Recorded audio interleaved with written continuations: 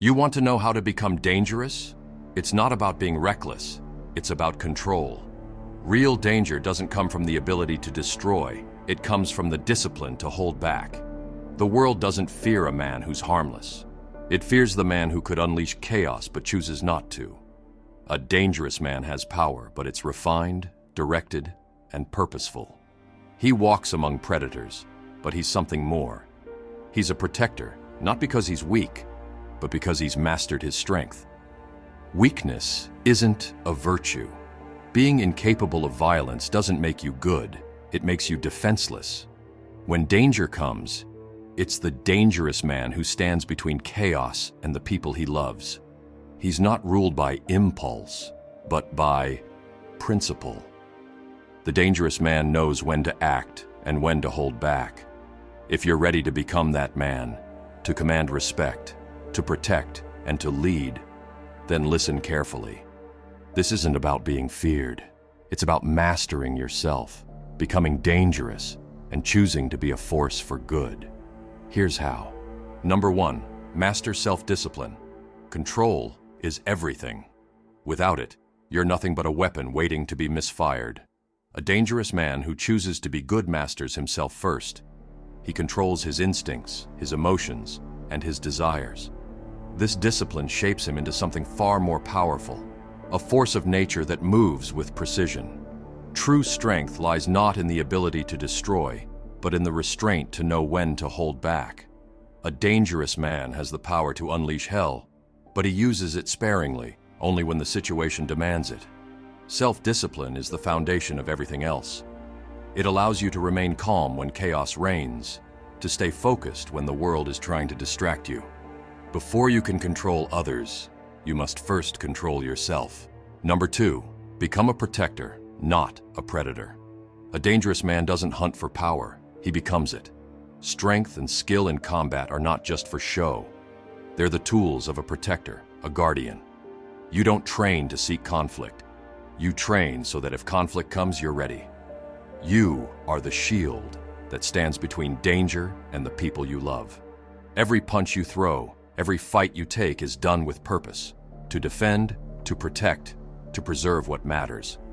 A predator harms without reason, but a protector is the controlled storm, the calculated force that only strikes when necessary. When you know how to fight, you have the power to decide who you are in the heat of battle. Will you be the monster or the man who stands up to one? Be the protector.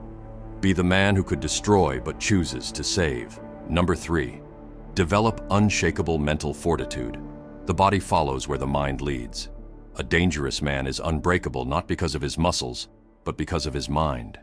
Mental fortitude is your greatest asset. It's what separates you from the weak.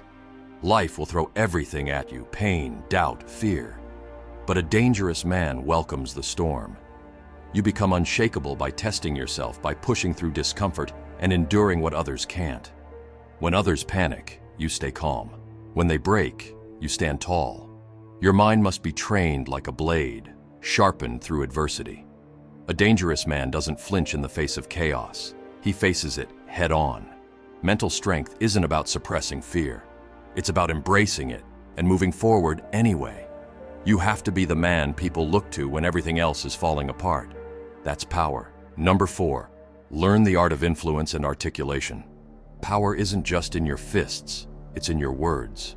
A dangerous man knows that strength without articulation is wasted potential.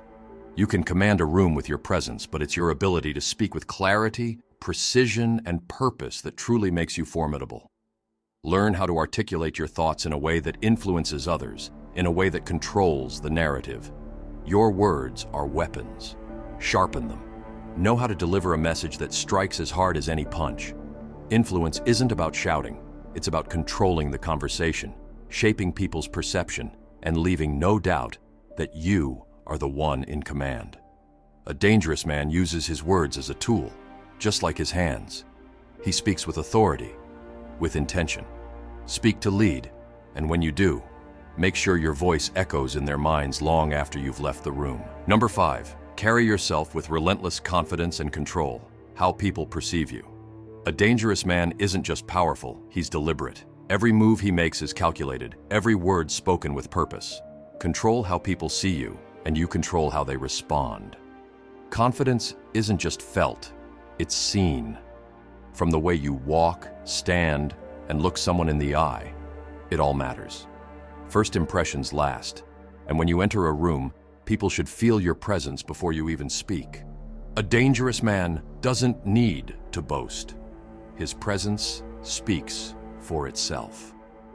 True confidence isn't arrogance, it's knowing your worth and standing firm in it. You walk with your head high because you know what you bring to the table. Confidence is a silent weapon. It disarms others before you act. You don't need to shout to be heard or flaunt your strength to be seen. Your power comes from the quiet assurance that you are enough. A dangerous man is secure in himself, and that kind of confidence is magnetic. It commands respect without asking for it and shows the world you're in control. Number 6, live by a code. Power without purpose is dangerous in all the wrong ways. Define your own code of ethics, grounded in integrity, honor, and loyalty. A dangerous man who chooses to be good doesn't act on impulse or for selfish gain. He lives by principles that guide his actions, even in moments of temptation or adversity. When you have power, you must be ruled by something greater than your instincts. This code becomes your moral compass, a set of values that directs your strength toward just actions, preventing you from becoming the very thing you've trained to stand against. Number 7, understand that weakness isn't virtue. Many people confuse weakness with goodness, but being harmless isn't the same as being good. A weak man may avoid conflict, not out of virtue, but out of fear. A truly good man is one who has the capacity for violence, for destruction, for ruthlessness, but chooses not to use it unless it's in defense of others. Weakness offers no choice. Strength gives you options. A dangerous man who controls his power is far more virtuous than a man who is weak and incapable. The world respects strength and honors those who wield it responsibly. In the end, a dangerous man who chooses to be good isn't a man without the capacity for violence. He's a man who has mastered it and directs it only when necessary.